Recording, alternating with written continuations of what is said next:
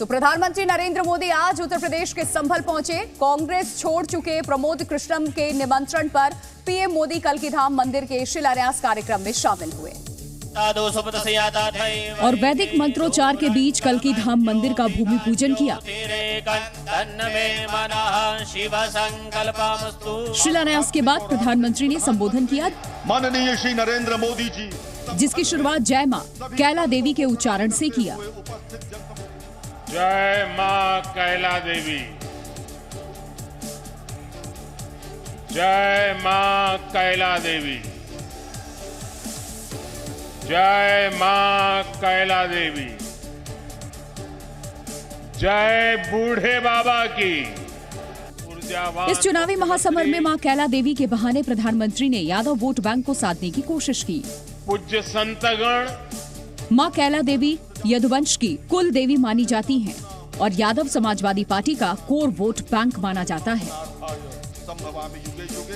और अयोध्या में राम मंदिर और अबू धाबी में हिंदू मंदिर का उद्घाटन करने के बाद प्रधानमंत्री ने कल्कीधाम में मंदिर का शिलान्यास किया। इस कार्यक्रम में देश भर के साधु संत शामिल हुए और इस मौके पर प्रधानमंत्री नरेंद्र मोदी ने पूर्व की सरकारों पर निशाना साधा।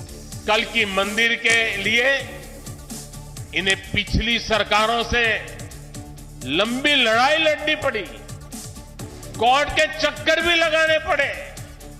वो मुझे बता रहे थे एक समय उन्हें कहा जा रहा था कि मंदिर बनाने से शांति व्यवस्था बिगड़ जाएगी। आज हमारी सरकार में प्रमोद कृष्णम जी निश्चिंत होकर इस काम को शुरू कर पाए हैं। कल्कीधाम मंदिर 5 एकड़ में बनकर तैयार होगा। इस मंदिर का निर्माण भी बंसी पहाड़पुर के गुलाबी पत्थरों से होगा। सोमनाथ मंदिर और अयोध्या का राम मंदिर भी बंसी पहाड़पुर के पत्थरों से बना है। कल्कीधाम के मंदिर में 10 गर्भगृह हैं, जहां भगवान विष्णु के सभी 10 अवतार विराजमान होंगे। इस मौके पर प्रधानमंत्री ने बताया कि देश में अब विरासत के साथ विकास भी हो रहा है। और प्रधानमंत्री नरेंद्र मोदी ने प्रमोद कृष्णम के निमंत्रण का जिक्र करते हुए विपक्ष पर तंज कसा।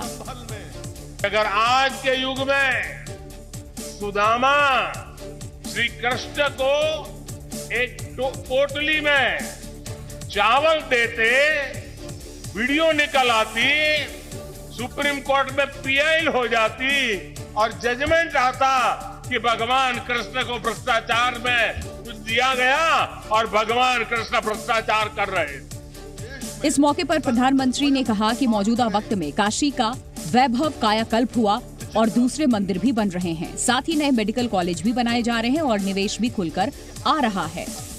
ये परिवर्तन प्रमाण है साथियों, और प्रमाण इस बात का है समय का चक्र घूम चुका है। एक नया दौर आज हमारे दरवाजे पर दस्तक दे रहा है। संभल के कल्कीधाम में मंदिर का निर्माण प्रमोद कृष्णम करवा रहे हैं, जो कल तक कांग्रेस में थे। इस समारोह में कांग्रेस का कोई भी बड़ा नेता शामिल नहीं हुआ। अवधपुरी से कल्कीधाम, अवधपुरी से कल्कीधाम। तो कल्कीधाम में मंदिर के शिलान्यास कार्यक्रम में यूपी के मुख्यमंत्री योगी आदित्यनाथ भी शामिल हुए, जहां लोगों को संबोधित करते हुए उन्होंने विपक्षी दलों पर निशाना साधा। और मुख्यमंत्री योगी आदित्यनाथ ने कहा कि पहले हमारी आस्था के साथ खिलवाड़ होता था, लेकिन आज विश्व हमारी विरासत को सम्मान दे रहा है। जिन लोगों ने आस्था के साथ लगातार खिलवाड़ किया, वे न आजीविका ही दे पाए और न भारत की आस्था को ही सम्मान दे पाए। आज तो भारत की विरासत भी सम्मानित होती है वैश्विक मंच पर। मुख्यमंत्री योगी ने बताया कि आज वो सारी चीजें संभव हो रही हैं जो पहले असंभव थी। यही नहीं, भारत के अंदर जो पहले असंभव था आज वो संभव हुआ है। जो पहले नामुमकिन था आज मुमकिन हुआ है, और वह इसलिए हुआ है क्योंकि आपके पास एक यशस्वी नेतृत्व है। साथ ही मुख्यमंत्री ने कहा कि आज 140 करोड़ का भारत खुद को सुरक्षित महसूस करता है। जय जय श्री राम। शिलान्यास समारोह में देश भर से बड़ी संख्या में साधु संत पहुंचे। इस मौके पर प्रधानमंत्री ने कहा कि राम मंदिर की तरह कल की अवतार भी हजारों वर्षों की रूपरेखा तय करेगा। साथ ही प्रधानमंत्री ने कहा कि विदेशी आक्रमणों के बावजूद देश न सिर्फ डटा रहा बल्कि और मजबूत हुआ। हम पर सैकड़ों वर्षों तक इतने आक्रमण हुए, कोई और देश होता, कोई और समाज होता तो लगातार इतने आक्रमणों की चोट से पूरी तरह नष्ट हो गया होता। समारोह में शामिल हुए कांग्रेस नेता विवेक तनखा ने बताया कि राजनीतिक हैसियत से यहां नहीं आया हूं। आचार्य जी का मैंने बहुत लंबा सहयोग किया था इस लीगल बैटल में, जो अक्टूबर में हम इलाहाबाद हाई कोर्ट से जीते। डेट उन्होंने हमारे साथ मुकर्रर की थी, प्रधानमंत्री को आमंत्रण बाद में दिया था।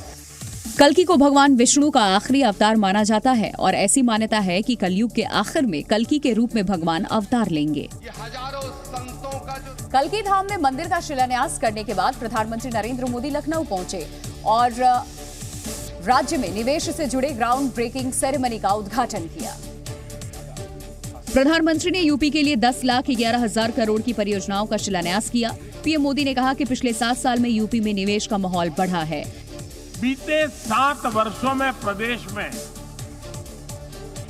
रेड टेप का जो कल्चर था, उस रेड टेप के कल्चर को खत्म करके रेड कारपेट कल्चर बन गया है।